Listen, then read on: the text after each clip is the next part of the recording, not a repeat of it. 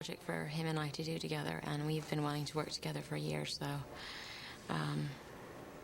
seemed like a good idea. Good excuse to work with one of my favorite actors.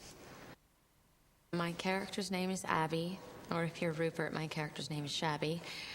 And I'm a yoga instructor. That's my job in the movie. But really, it's about my friendship with Rupert and how it evolves. And, you know, we decide to have a child together in spite of the fact that we're not lovers. He's gay. And everything that goes right and everything that goes wrong once we make that decision. We're just like best friends, like any best friends. We have an incredible intimacy. We can say things to each other that other people can't say. We could be really insulting and really loving. And he knows me better than anyone knows me, and vice versa. Well, what goes wrong is that I fall in love with another man. And we have an arrangement where we agree that we're not lovers, but we're best friends, and we're always going to be in each other's lives. So, you know, it's a perfect situation to raise a child. But then, 5 years go by, 6 years go by, and then I actually do meet a man that I want to be with, and that destroys our arrangement. I think everyone's life changes when they have children. I think we all become much more compassionate, much more patient, much more forgiving, and much less selfish. When I first see him, I'm only attracted to him physically. I think by the end of the class, I'm attracted to him because he's been such a good sport, because he's come in and he's this big macho man and he's never been to a yoga class, but he really hangs in there and sticks it out, and he has a good sense of humor about it, and that's very endearing. The kind of yoga that I'm doing in the movie is the kind of yoga that I do in real life. It's called Ashtanga. I started practicing Ashtanga 2 years ago, and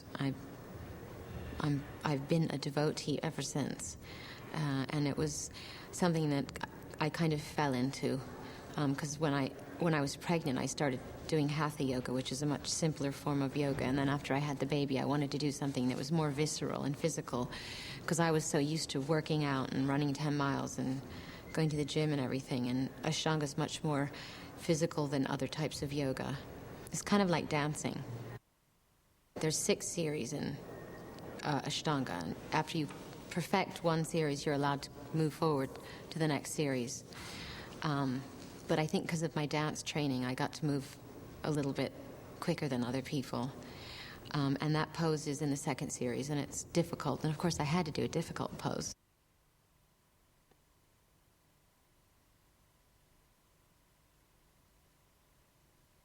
He's very intelligent. And he's very, I think his sense of humor, a sense of irony. And I think he can be really bitingly sarcastic and cynical, but at the same time, then he can be incredibly touching and vulnerable, and I like that duality to his personality.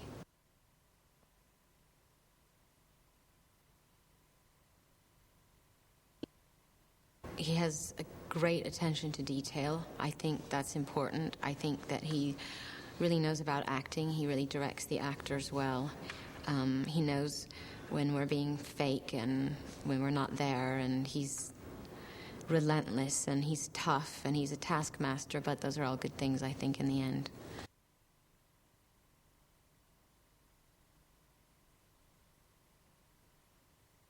There's nothing between me singing and an audience.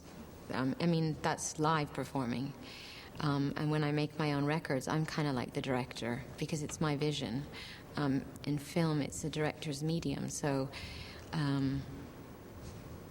it's a much more collaborative effort. And, whatever I do, I don't know what it's going to end up being in the end and how it's going to be edited. And it's a much more submissive role, creatively, which, by the way, I don't mind playing. It's just really different. As a singer, I'm playing myself. In a movie, I'm playing someone else, and I'm part of a big picture.